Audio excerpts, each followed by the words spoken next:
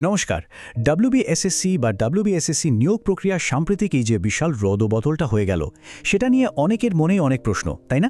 আজকের এই বিশ্লেষণে আমরা ঠিক এই বিষয়টা নিয়ে গভীরে আলোচনা করব। একটা গোটা নিয়োগ প্রক্রিয়া কিভাবে বাতিল হলো, আর এরপর প্রার্থীদের সামনে ঠিক কী ধরনের কঠিন গাণিতিক চ্যালেঞ্জ অপেক্ষা করছে, চলুন সেটা ধাপে ধাপে বুঝে নেওয়া যাক। শুরুতেই এই পুরো পরিস্থিতিটা ঠিক কতটা গুরুত্বপূর্ণ সেটা বোঝানোর জন্য সুপ্রিম কোর্টের এই পর্যবেক্ষণটা একটু দেখা যাক। ২০১৬ সালের নিয়োগ নিয়ে খোদ সর্বোচ্চ আদালত বলছে, তথ্য গোপন করার এই যে চেষ্টা, সেটাই সত্যিটাকে সামনে আনা প্রায় অসম্ভব করে তুলেছে। বুঝতেই পারছেন, এটা কোনো ছোটোখাটো ভুল ছিল না, বরং পুরো সিস্টেমের ভিত্তিকেই নাড়িয়ে দেওয়ার মতো একটা ঘটনা। আজকের আলোচনায় আমরা মূলত এই বিষয়গুলো নিয়ে কথা বলবো। সুপ্রিম কোর্টের যুগান্তকারী রায় থেকে শুরু করে দুর্নীতির কাঠামো, কাট অফ কীভাবে হিসাব করা হয়, ফ্রেশার আর অভিজ্ঞদের লড়াই, টিয়ার 2 এর কঠিন চ্যালেঞ্জ, আর সবশেষে কিছু বাস্তব ডেটা। প্রথমেই চলুন সুপ্রিম কোর্টের সেই যুগান্তকারী রায়ের দিকে চোখ রাখা যাক, যেখানে ২০১৬ পুরো প্রক্রিয়াটাই একেবারে বাতিল হয়ে যায়। এই আইনি লড়াইয়ের রাস্তাটা কিন্তু বেশ লম্বা। একটু খেয়াল করুন, ২০১৬ সালে যে নিয়োগ প্রক্রিয়া শুরু হয়েছিল, ২০২৩-এ এসে তাতে সিবিআই তদন্তের নির্দেশ দেয়া হয়। এরপর ২০২৪ সালে কলকাতা হাইকোর্ট পুরো প্যানেলটা বাতিল করে দেয়, আর অবশেষে ২০২৫ সালে সুপ্রিম কোর্ট সেই বাতিলের সিদ্ধান্তেই চূড়ান্ত শিলমোহর দেয়। আক্ষরিক অর্থেই একটা বিশাল লম্বা এবং ক্লান্তিকর আইনি যুদ্ধ। এবার আমাদের বুঝতে হবে ঠিক কী এমন ঘটেছিল, যার জন্য কোনো আংশিক সংশোধন না করে পুরো সিস্টেমটাকে এভাবেই বাতিল করতে হলো। তদন্তে এমন কিছু মারাত্মক পদ্ধতিগত ত্রুটি সামনে আসে যা সত্যি ভাবিয়ে তোলে। শুধু যে পেছনের সারির প্রার্থীদের নিয়ম ভেঙে চাকরি দেওয়া হয়েছে বা প্যানেলের বাইরে থেকে নিয়োগ হয়েছে তা নয়, ওএমআর শিটে স্কোরে কারচুপি করা হয়েছে। আর সবচেয়ে অবাক করা ব্যাপার হলো, কোনো ব্যাকআপ বা মিরর কপি না রেখেই মূল ওএমআর শিটগুলো বেআইনিভাবে নষ্ট করে ফেলা হয়েছে। এই কারণেই আসলে আংশিক সংশোধনের কোনো রাস্তাই আর খোলা ছিল না। তবে আদালত কিন্তু অভিযুক্ত আর নির্দোষ প্রার্থীদের ভাগ্যকে খুব সুন্দরভাবে এবং নিরপেক্ষভাবে আলাদা করেছে। যাদের বিরুদ্ধে দুর্নীতির স্পষ্ট প্রমাণ মিলেছে, তাদের শুধু চাকরিই যায়নি, পাওয়া সব বেতনও ফেরত দিতে হবে।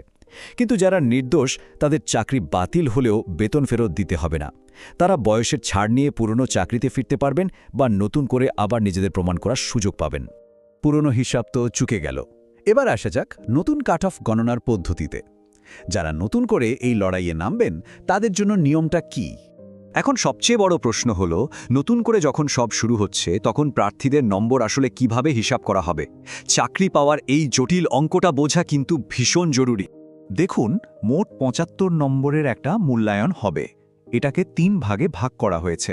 ৬০ নম্বর থাকছে লিখিত পরীক্ষার জন্য, ১০ নম্বর হলো আপনার শিক্ষাগত যোগ্যতা বা একাডেমিক স্কোরের জন্য, আর বাকি ৫ নম্বর রাখা হয়েছে পূর্ব অভিজ্ঞতার উপর। আপাতদৃষ্টিতে খুব সোজা মনে হচ্ছে, তাই না? কিন্তু আসল খেলাটা এখানেই। এই চার্টটা একটু ভালো করে লক্ষ্য করুন। একটা লুকানো সুবিধা কিন্তু এখানেই রয়ে গেছে। মাধ্যমিকে যারা ৬০% বেশি নম্বর বা ফার্স্ট ডিভিশন পেয়েছেন, তারা সলিড ১০ নম্বর পেয়ে যাচ্ছেন। কিন্তু যারা সেকেন্ড ডিভিশন বা শুধু পাশ করেছেন, তারা পাচ্ছেন যথাক্রমে ৮ বা ৬ নম্বর। মানে বুঝতেই পারছেন, লিখিত পরীক্ষায় সমান নম্বর পেলেও স্কুলেরই রেজাল্টের পার্থক্যের জন্যই চূড়ান্ত তালিকায় আকাশ পাতাল তফাৎ হয়ে যেতে পারে। আর এই নম্বরের হিসাব থেকেই তৈরি হচ্ছে দুটো সম্পূর্ণ আলাদা ট্র্যাক, ফ্রেশার বনাম অভিজ্ঞদের লড়াই। এই নিয়মটা কিন্তু একটা অসম প্রতিযোগিতার জায়গা তৈরি করে দিচ্ছে। যারা একদম নতুন বা ফ্রেশার, তাদের মূল্যায়ন হবে সর্বোচ্চ ৭০ নম্বরের মধ্যে, কারণ তাদের কোনো অভিজ্ঞতা নেই। অন্যদিকে যারা যোগ্য কিন্তু চাকরিহারা প্রার্থী, তারা তাদের অভিজ্ঞতার জন্য অতিরিক্ত ৫ নম্বর পাবেন, অর্থাৎ তাদের লড়াইটা হবে ৭৫ নম্বরের মধ্যে। হিসাবটা আলাদা হলেও চূড়ান্ত কাট অফ কিন্তু সবার জন্য একটাই তৈরি হবে। লিখিত পরীক্ষা আর একাডেমিক স্কোরের হিসাব তো বুঝলাম। এরপরই আসে সবচেয়ে ভয়ের জায়গা, টিয়ার 2 এর চ্যালেঞ্জ। বহু প্রার্থী এখানেই হোঁচট খান। সংখ্যাটা দেখুন, ২০। মিনিটে মাত্র ২০টা শব্দ টাইপ করতে হবে। শুনে মনে হতেই পারে, আরে এ তো কোনো ব্যাপারই না। সাধারণ টাইপিংয়ে অনায়াসে মিনিটে ৪০টা শব্দ তোলা অনেকের কাছেই জলভাত। কিন্তু এই পরীক্ষাটা মোটেও সাধারণ নয়। আসল ফাঁদ লুকিয়ে আছে এর শর্তগুলোর মধ্যে। আপনাকে ঠিক ১০ মিনিটে ২০০টা শব্দ টাইপ করতে হবে। কোনো সাধারণ প্যারাগ্রাফ নয়, দেয়া হবে ইংরেজি খবরের কাগজের ভীষণ জটিল কোনো অংশ। হঠাৎ করে একটা ক্যাপিটাল লেটার, অদ্ভুত সব সিম্বল আর বুলেট পয়েন্ট, এগুলো হুবহু মেলাতে গিয়েই প্রচুর সময় নষ্ট হয়। ওই 10 মিনিটের প্রবল চাপে মিনিটে 20টা শব্দ তোলাও তখন আক্ষরিক অর্থেই পাহাড় প্রমাণ কঠিন মনে হয়।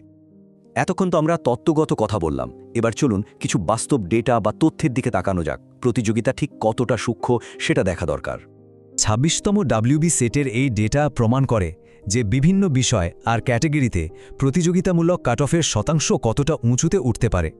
এটা দেখলেই একদম পরিষ্কার হয়ে যায় যে সফল হতে গেলে প্রার্থীদের ঠিক কতটা নিখুঁত প্রস্তুতি প্রয়োজন। এখানে প্রতিটি নম্বরই ভীষণ দামি।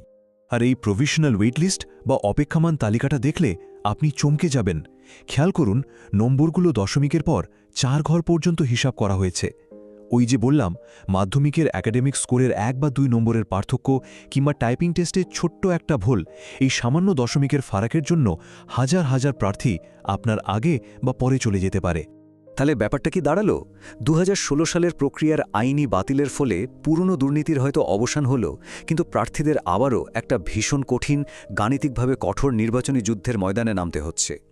সবকিছু শূন্য থেকে শুরু হলেও লড়াইটা কিন্তু একটুও সহজ হয়নি। আজকের এই আলোচনা শেষ করার আগে এই প্রশ্নটা আপনাদের কাছেই রেখে যাচ্ছি। এই বিশাল রদবদলের পর সবকিছু যখন নতুন করে শুরু হচ্ছে, তখন কারা এই সূক্ষ্ম কাট অফ আর টাইপিংয়ের কঠিন চ্যালেঞ্জ কাটিয়ে সফল হবেন? নতুন এই গাণিতিক হিসাবের সঙ্গে মানিয়ে নিয়ে শেষ হাসি কে হাসবেন? এই উত্তরের অপেক্ষাতেই আমাদের থাকতে হবে। আজকের বিশ্লেষণ এখানেই শেষ করছি। ভালো থাকবেন।